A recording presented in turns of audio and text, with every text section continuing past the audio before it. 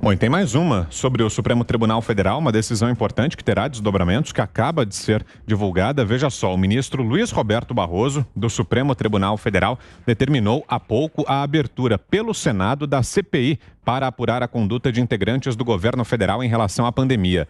A decisão foi dada em um mandado de segurança apresentado pelos senadores Alessandro Vieira e Jorge Cajuru para que o presidente da Casa, Rodrigo Pacheco, instale a comissão. O ministro liberou o tema para julgamento colegiado imediatamente no plenário virtual do STF.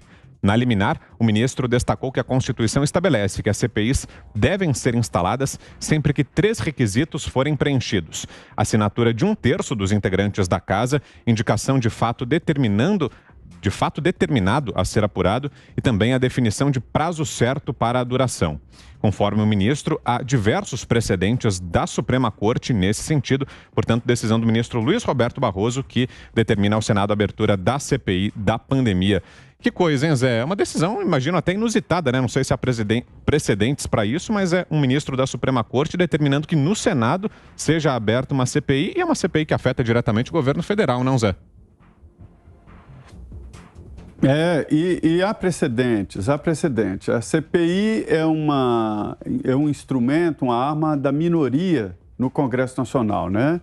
A Constituição garante, é o momento em que o Congresso Nacional, deputados e senadores, se transformam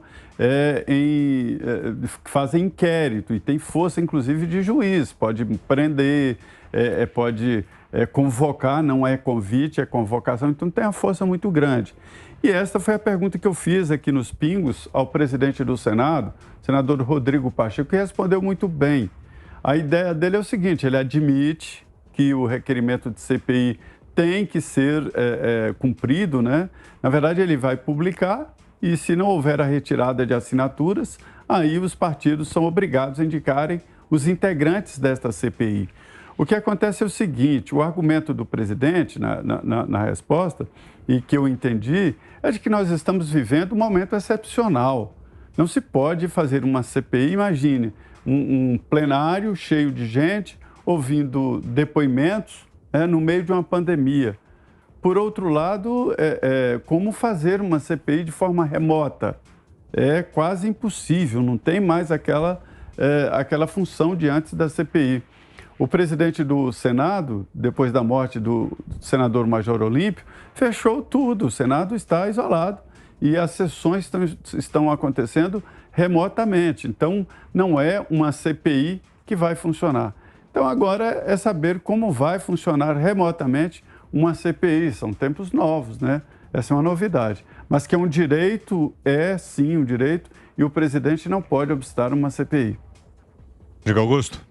Ora, o Supremo se intromete em tudo, né? Se intromete em tudo. Você pega no mesmo dia, o Supremo se mete em questões econômicas, questões sanitárias, questões políticas. Então, eles não têm mais o que fazer. Está cheio de processo ali acumulado, pedidos de vistas que não terminam nunca. Quer dizer, eles trabalham pouco, eles julgam demais, se metem em tudo. Quando é que isso vai parar?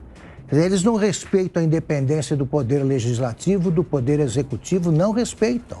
Mas enquanto o pessoal de sempre, né, procura a ditadura que seria tramada no Palácio do Planalto, o que há é uma ditadura do Supremo.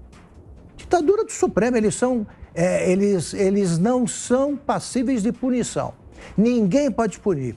Por que ele não pede ao ministro Barroso, não pede ao Senado que julgue logo os pedidos de impeachment que lá se acumulam, por exemplo?